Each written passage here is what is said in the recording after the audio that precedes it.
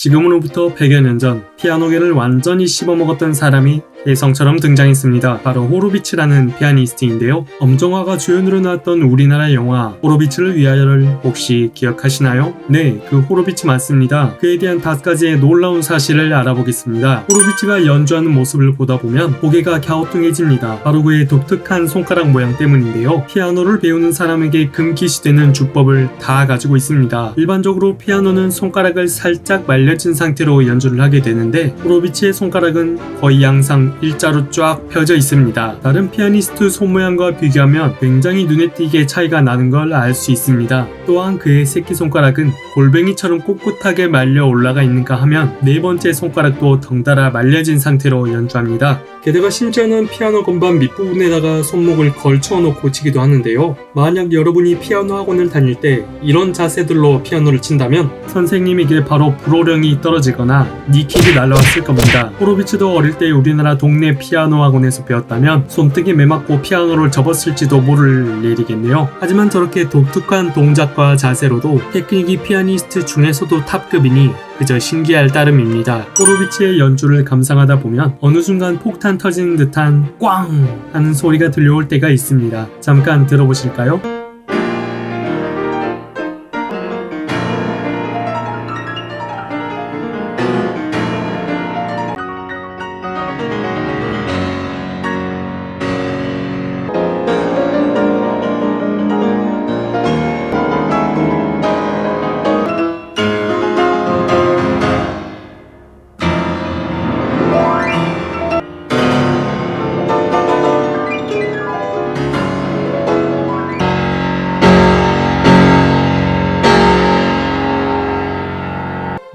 아무리 들어봐도 우리가 익숙하게 들었던 피아노 소리와는 다르게 조금 더 거칠고 흉폭한 소리가 납니다. 마치 천둥이 치는 듯 하지 않나요? 보통 저음부를 매우 강하게 내려치면 쇳소리 같은 게 나지만 호로비츠의 연주는 그걸 넘어서서 피아노가 터질 것 같은 바이럼 소리가 납니다. 이 소리는 호로비츠의 피아노가 가진 음색이라고 볼 수 있는데요. 이 무지막지하게 강렬하면서 마치 맹수가 포효하는 듯한 소리는 그의 트레이드 마크입니다. 이 광폭한 사운드와 호로비츠의 미친 듯한 기교가 만나 퀸갓 레전드 연주를 많이 탄생시켰습니다.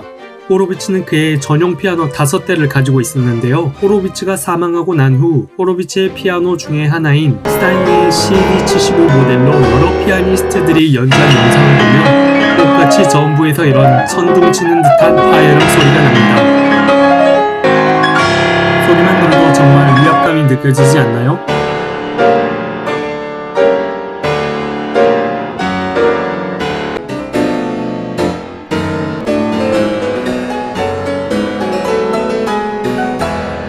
명피아니스트, 그리고 명피아니스트와 찰떡궁합인 피아노라니 이보다도 더 환상의 호흡이 있을까요? 호로비츠는 일반인 입장에선 혀를 내두를 만큼 굉장히 까다롭고 완벽주의적인 성향이 있었는데요. 먼저 음식에 까다로워서 자신의 전속 요리사를 데리고 다녔습니다. 그리고 물도 자신의 정수기로 걸러진 물이 아니면 절대 마시려 하지 않아서 정수기마저 가지고 다녔고, 조율에도 무척 까다로워서 당대 최고의 조율사를 항상 데리고 다녔습니다. 또한 연주회는 항상 일요일 오후 4시에 열었고, 자신의 피아노를 무대의 어느 위치에 놓을 건지 결정하기 위해 여러 번 테스트를 하고, 심지어 소리가 마음에 안 들면 피아노 위치를 수십 번 바꿔가면서 테스트를 했다고 합니다. 그리고 담배는 하루에 딱 2개 미만 피웠다고 하네요. 게다가 피아노 연습은 하루에 2시간을 넘기지 않는 습관을 꼭 지켰는데요. 그 이유를 너무 연습을 많이 하면 연주가 기계적이 되어버린다 라고 말했다고 합니다. 타임즈의 한 음악평론가는 이렇게 기사를 쓴 적이 있습니다. 호로비츠는 이기적이고 요구사항이 많은 어린아이와 같은 사람이었다. 하지만 이러한 성품이 그의 음악을 더욱 정교하게 만들어 놓았기에 거장의 반열에 오를 수 있던 거라 생각합니다. 편곡이란 쉽게 말해 이미 지어진 곡을 변형하여 재탄생시키는 것을 말하는데요. 예를 들면 놀면 뭐하니 방송에서 손여름씨가 연주했던 터키 행진곡이 바로 편곡된 곡입니다.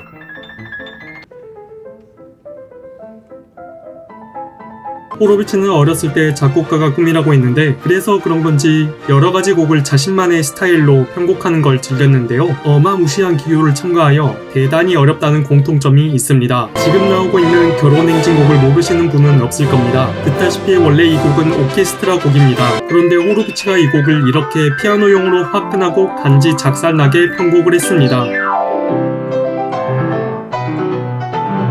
바로 이 곡은 어디선가 한 번쯤은 들어봤을 겁니다. 카르멘이라는 곡인데요. 호로비츠는 이 곡도 피아노용으로 화끈하고 무시무시하게 재탄생시키고 맙니다. 지금 보시다시피 무지막지한 기교와 파워풀한 사운드를 보여주는 곡으로서 앵콜로 연주하면 사람들의 반응이 엄청났다고 하네요. 이 밖에도 여러가지 곡을 자신만의 스타일로 맛깔나게 그리고 핵 어렵게 편곡한 바 있습니다. 우리가 잘 알고 있는 피아니스트 조성진도 그렇고 일반적으로 피아니스트들은 자기 피아노를 가지고 다니며 공연하지 않습니다. 피아노라는 악기가 너무 크고 무겁다 보니 매번 가지고 다니면서 연주하기엔 상당한 비용과 귀차니즘이 발생하기 때문이죠. 그렇기 때문에 일반적으로 자기 집에서 쓰는 피아노는 따로 있고 연주회를 열게 되면 그 공연장에 마련되어 있는 피아노를 사용하게 됩니다. 하지만 공연장에 자기 피아노를 갖고 다니는 피아니스트가 딱 2명 있는데 바로 피아니스트 짐머만과 호로비츠입니다. 호로비츠는 자신의 피아노를 늘 비행기에 태워서 갖고 다녔습니다. 공연 관계자는 보잉 747기로 항상 그의 피아노를 공연장으로 날아다 줘야 하는데요. 미국에서 러시아 모스크바, 심지어 일본까지 날아간 적도 있습니다. 호로비츠가 가지고 있던 피아노 5대는 웬만한 사람보다 더 비행기를 많이 타본 피아노가 되겠네요.